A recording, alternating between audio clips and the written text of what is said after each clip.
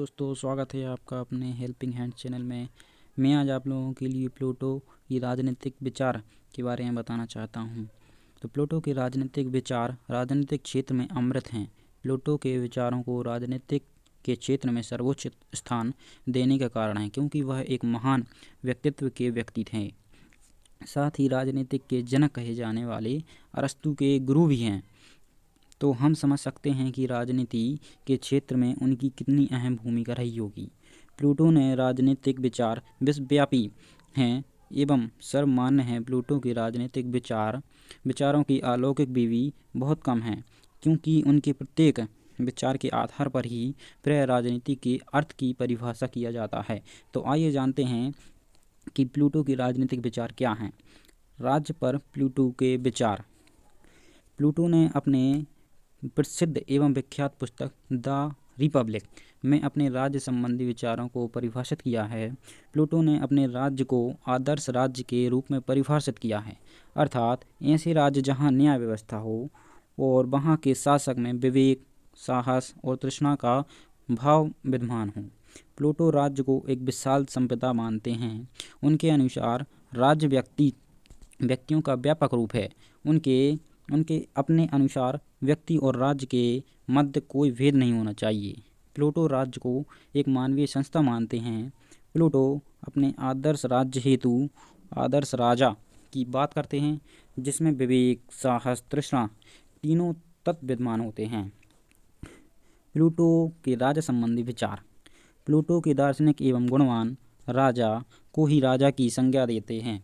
उनके अनुसार वही राजा उत्तम है जिसमें विवेक, साहस, तृष्णा का भाव हो। वह एक कुशल योद्धा होना चाहिए। वह ज्ञान का भंडार होना चाहिए।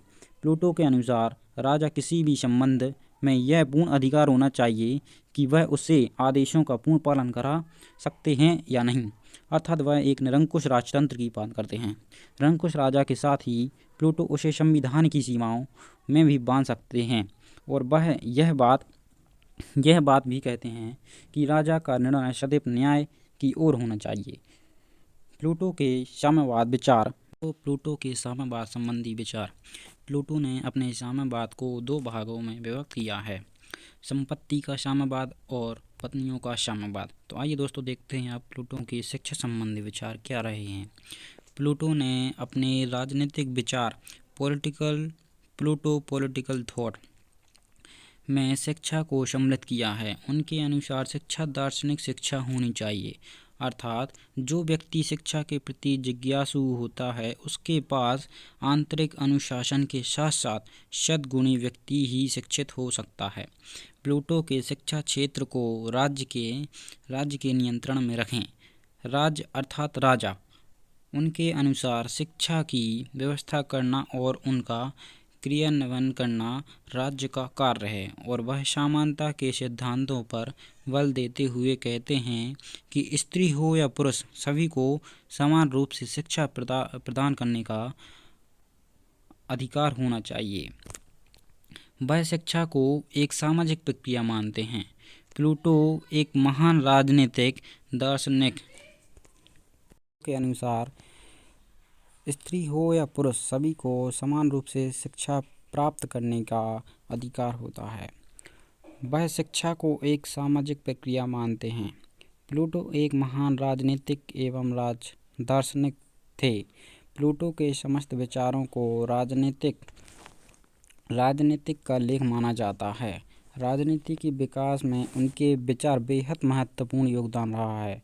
वह सदैव दार्शनिक कार्यों पर बल देते थे ताकि समाज में मानवता और सहयोग की भावना का विकास हो सके। वह एक न्यायप्रिय वातावरण के निर्माण की बात करते थे। तो आइए फिर देखते हैं इसका निष्कर्ष। प्लूटो एक महान राजनीतिक दार्शनिक थे। प्लूटो के समस्त विचारों को राजनीति का लेख माना जाता है। राजनीति के विकास के उनके विचारों का बेहद महत्वपूर्ण योगदान रहा है। वह सदैव दार्शनिक कार्यों पर बल देते थे ताकि समाज में मानवता और सहयोग की भावना विकास हो सके। वह एक न्यायप्रिय वातावरण के निर्माण की बात करते हैं। और दोस्तों आज की प्लूटो के बारे में जानकारी यहीं समाप्त होती है। और भी ऐसी जानकारी पाने के लिए हमारे चैनल को सब्सक्राइब कीजिए। धन्यवाद।